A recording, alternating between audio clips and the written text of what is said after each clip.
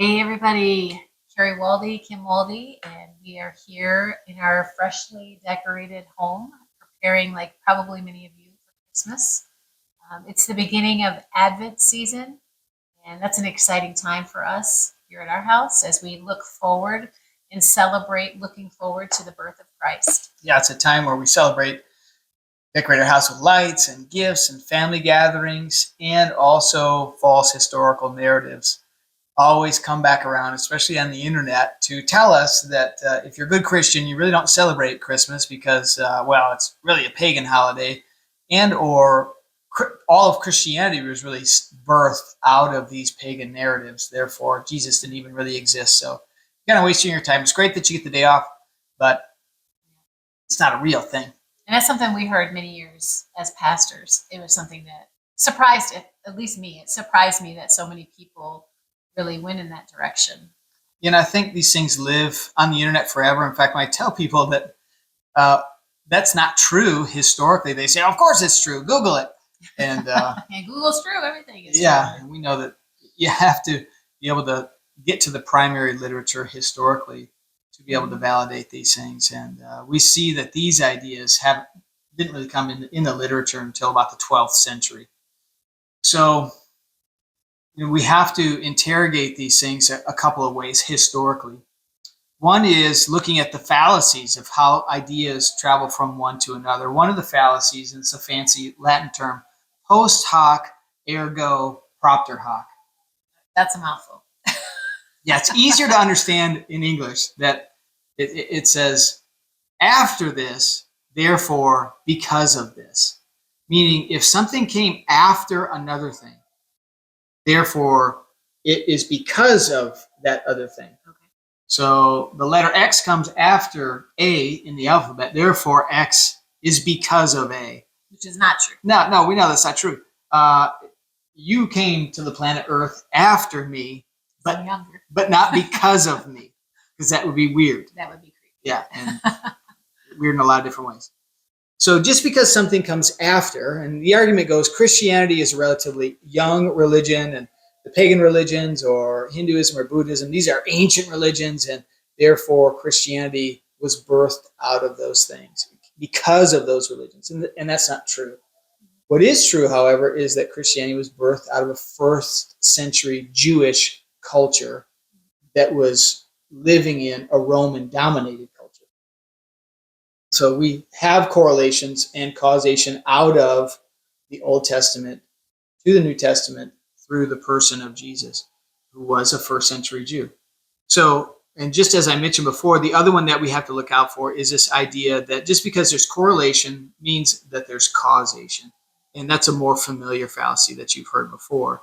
However, religions have similarities. They have deities, many of them, religious rituals to worship those deities. They have often religious books. But just because there's correlative elements doesn't mean there's causative elements in there. And a good example is Paul preaching at Mars Hill. He is preaching out of Greek poetry. So he's using the Greek poets to prove that they're worshiping. Oh boy. That's our dog. Our dog is locked up because he would be right here. Yeah. So I don't know if you heard that or not, but he's getting increasingly vocal saying, hey, it's not how I roll around these parts. But Paul was using that Greek poetry as a way to connect and build a bridge to the gospel in that moment in scripture. Correct. Yeah. It doesn't mean that Christianity was born out of Greek poetry. But he used that to interface. And so every time we go into a culture, we have to look at it and say, what can we adopt in that culture? What are some things we can redeem or Christianize? And what are some things that we have to reject because they're irredeemable? So what about when people talk about the virgin birth and that this is a different kind of story? That came from another story.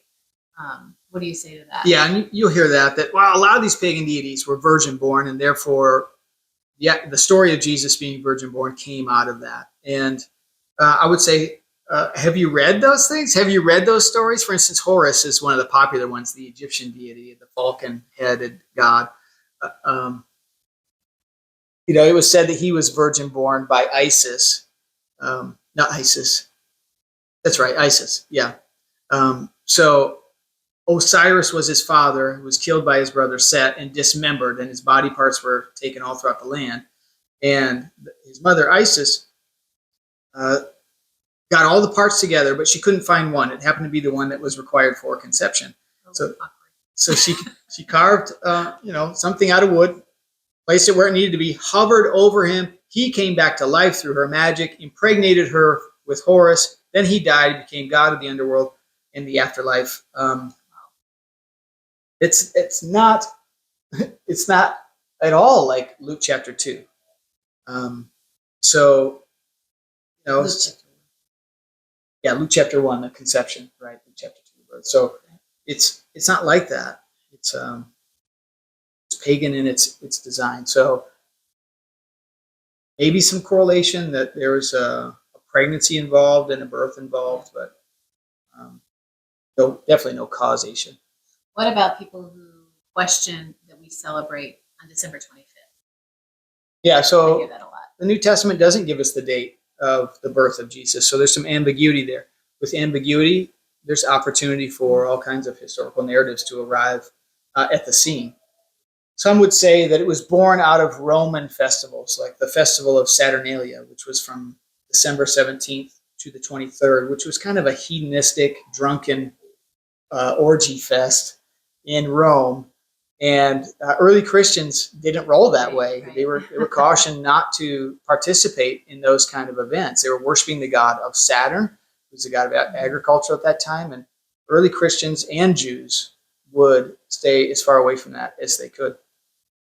So I can't see them adopting that festival. And it ended on the 23rd. It wasn't the 25th. Now, there was a holiday called Sol Invictus, or the sun god is Victor, that was brought and created by Aurelius, the Emperor Aurelius at the time, in Rome. And some would say that he created that in response to a Christian holy day, to try to stamp out Christian influence, because it wasn't until 270, 274 AD where this Sol Invictus festival came about. And we know that the Romans, especially Emperor Hadrian, was fond of taking Christian sites that were venerated by Christians and eradicating them and replacing them with Roman gods, statues to those gods, unwittingly marking those things for hundreds of years for Christians, that when Christians finally weren't being hunted by lions in the Colosseum, they recovered those things. So it wasn't uncommon for Romans to do that. What about celebrating and questions sometimes that come up about should we celebrate? Sure. And coming out of the New Testament scriptures, we see that it seems that God himself celebrated this. Now, do we know that it was the 25th of December? We don't. But where does that date come from? It's likely a Jewish tradition that states that a person dies on the same date that they're conceived. So the tradition was that Jesus died on March 25th, therefore he was conceived on March 25th. And also that bears witness a little bit with Zechariah, the father of John the Baptist, who was serving during certain temple rituals that were during the time of March 25th. Again, this isn't super solid. There's some inference here that we needed to go by, but that puts the birth of Jesus on December 25th. And so if Christians are picking a date, it's likely that they would look into Jewish tradition, not Roman or pagan tradition. And we celebrate, in our family, we've celebrated on not the birthday just because of things happening in our life. So Yeah. I think that's the major issue. No, the major issue, I don't think, is the date per se. It's just trying to trace that lineage that's false. But we see that God celebrated it. It seems he threw a party for the shepherds, and that's just like God to kind of pick the least of these and say, I'm going to give them a show. And how many parties have you attended that an angel showed up? None. Zero. None that we knew of, anyway. They didn't make themselves known. How about an angelic choir? Just a few choirs, but no, not with angels. They sang pretty well. Yeah. And he went through a lot. There was a lot of planning in this whole process of the coming of his son. I mean, with stars and wise men and appearances to Joseph, to Mary, to Zechariah. Elizabeth. There's a lot in that story. It was quite elaborate that he was putting together, but I just looked to a celebration that he gave with celestial events, angelic choirs, singing glory to God in the highest. And so if God seemed to think this was a big deal, it's okay that we do. In fact, I don't think the biggest threat to Christianity or Christmas is the pagan influence. It's probably the more increasing secular influence that we have, where we're eliminating this idea that it's because God came to save us. Also, did Jesus celebrate man-made holidays? Because it's said that we should only celebrate the Jewish holidays that are in the Old Testament, that God says you should celebrate these, Passover and such. But it seems that in John chapter 10, Jesus went to what's called Feast of Dedication. Now, you won't find the Feast of Dedication in the Old Testament. What was he doing? He was celebrating a man-made holiday that we know of today as Hanukkah.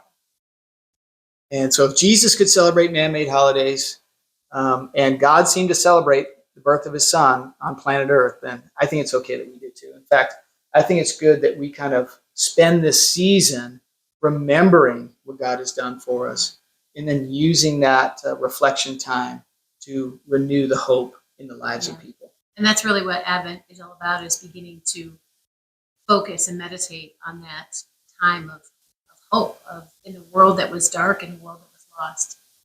Christ child. Amen. So for more on this, you can click on carriewaldy.com, and we've got a blog that highlights some of this in a little more historical detail. And so until next time, Godspeed. See you guys. Bye.